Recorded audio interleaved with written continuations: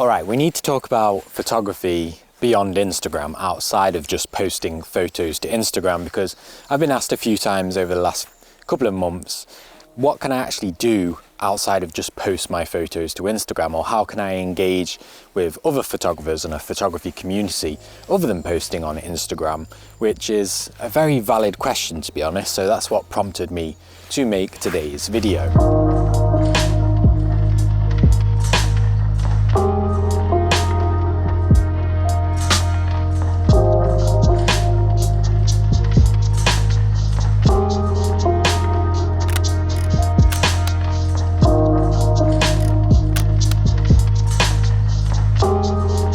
Okay, so firstly, you want to be running a website because you can then host the majority of the other points that I'm going to talk through in this video. I'm not really sure where the mindset came from that websites and portfolios are kind of redundant now because of social media, but I completely disagree with that. It's a home for everything that you do, that you can completely create yourself, that isn't within the restrictions of a portrait crop and silly little captions that you add along to go with your photos. People can actually view your work how you intend it to look that way. Plus, when it comes to sending brands, companies, or people that you aspire to work with to your work, a website is still by far the very best place you can send them. Do it today, right now. Make a coffee, set up a website, do it.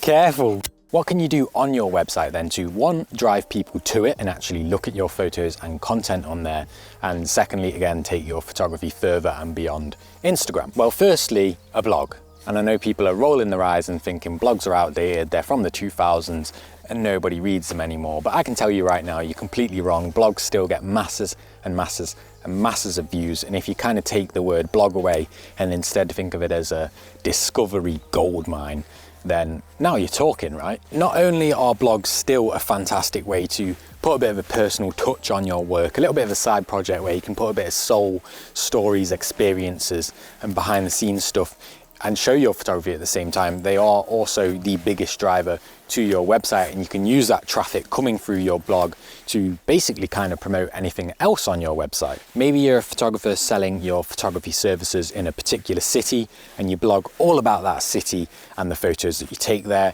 You're obviously then going to show up in the search results when somebody goes out and searches for photographers they can hire in that city, so you can drive traffic to the services you offer. Speaking of products and stuff that you've got to offer on your website, that leads me nicely into the next point for this video, and that's location guides, camera guides, designs, ebooks, anything like that. And you can host all of these on your website and drive traffic to them via your blog as well. Location guides are my favorite because photographers and non-photographers all over the world are looking for nice locations to visit. So let's say you live in a particular area of Scotland, for example, and you're really well versed and knowledgeable about that area and you take beautiful photos of that area. Why not bring out a location guide, a walking guide, a best places to visit in that area guide? You can write all about it on your blog, drive people to it, you can sell it, you can give it away for free. But the main thing is you're driving eyes and traffic to your work. Plus it's an actual item that exists that you've made with your knowledge and your photos, rather than just sticking them on a grid, on an app, on a phone.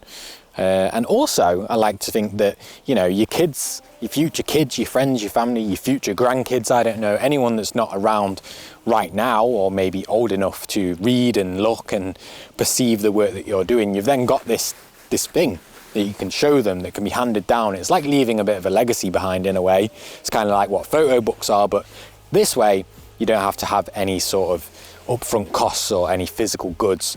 You can do it via the internet.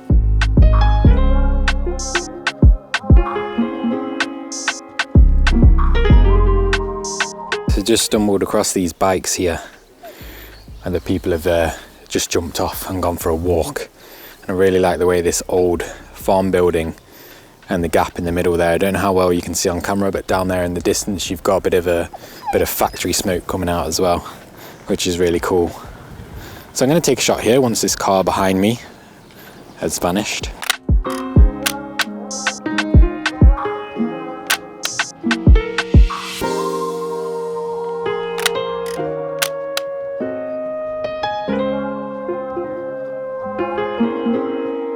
I always love coming here, different day obviously to the footage that you've seen earlier on in this video, But this is actually where I filmed my first ever YouTube video. Well, the first ever one where I was talking to a camera and actually talking photography and giving advice and stuff. But don't go looking for it because it's been deleted because it was terrible. But anyway, let's move on to the next point for this video, that is more around the topic of wanting to engage with other photographers and be part of a group of photographers and share feedback and experiences and stuff. And if that's what you want to do, that's what you want out of photography, or it's how you feel would best improve your photography, then you should run your own or join somebody else's photography community. Joining a photography community could be as simple as a WhatsApp group or a Facebook group or a photographer's Discord server in order to connect and engage with photographers all around the world. Even if it's just a group chat that you've got with a few photography friends where you support each other and help each other out, to me that's way more valuable than Instagram could ever be, unless Instagram somehow goes back to how it used to be, which we all know isn't going to happen. And the reason having groups like this or running a group like this is so valuable is because, let's face it, the only person that's really going to want to hear about how you just had the best sunrise shoot in months is other photographers.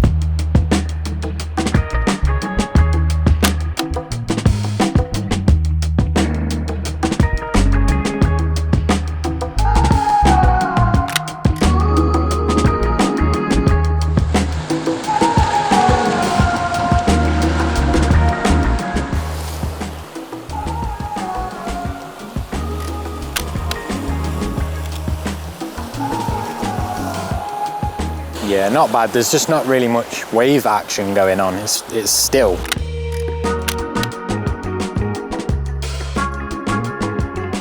The next thing you can do outside of Instagram to take your photography further than Instagram, because remember, that's what this video is about. This video is going to last like 5 days at this rate, but the next thing I'm recommending is building up an email list. And again, this one might sound at first a little bit outdated or old school, but newsletters are, email lists and newsletters are making a huge comeback, and so many creatives, especially photographers, are doing them these days because it's a really great way to get your stories, your experiences, your products that you're promoting and your photos out there.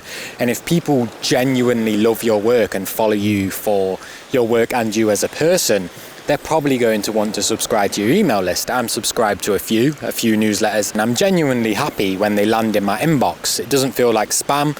I only get them maybe once a month, if that, and I genuinely have a good read of it. Like I say, obviously, if you are going to set one up, then don't spam people. Do be very aware that people will get annoyed if you spam them, but just a nice update, a nice newsletter, show your products, show what you've been up to, link your videos or anything that you're doing in the photography space in them with little stories and experiences and tips as well. Give people value when you're doing them, then people are genuinely going to be happy to receive them.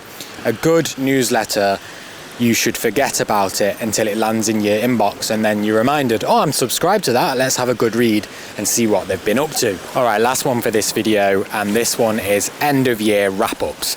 A bit like Spotify Wrapped, but not showing that you've listened to Taylor Swift all year for another year, in the case of my girlfriend. Shout out Jess.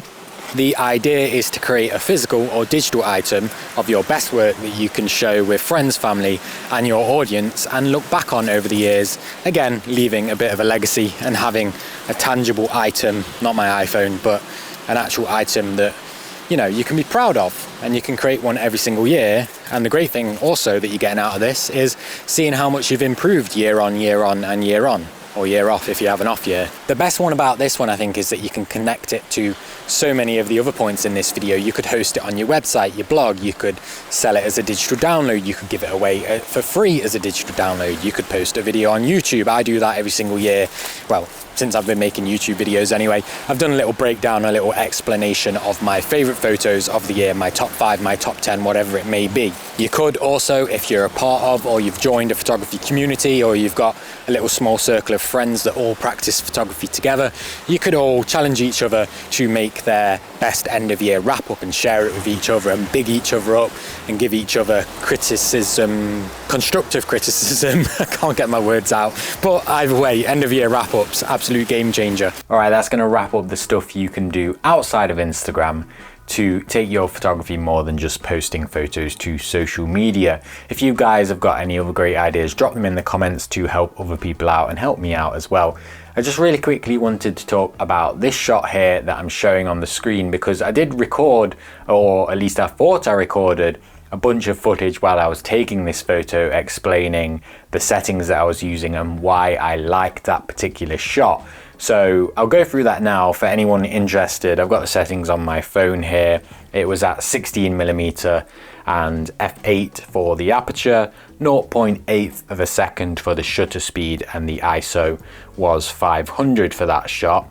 And the reason I really liked it is because I felt like it had loads of potential. I loved the foreground and I loved the way that the waves were coming into that circular gap at the bottom down there. But the reason I wasn't 100% happy with it is because I wanted more water motion. I almost wanted all this area here filled up with nice big waves, or at least some real drama coming back from this area of the image to show the wave action, if you will. So when something like that happens on a day out of taking photos, I always come away quite happy, even though that shot isn't the perfect shot. And the reason for that is because I've almost got halfway there of taking an image I'm really happy with. I can use that image as a reference to go back there when I know there's going to be better conditions, probably winter time. You can come away with images and bank them, and I say this all the time in my videos, and then use them as reference points and reminders to go back and master it. And this particular image I was really happy with when it comes to that. So with that little ramble complete, thank you so much for watching. I'll link another video for you to watch next right here, and as always,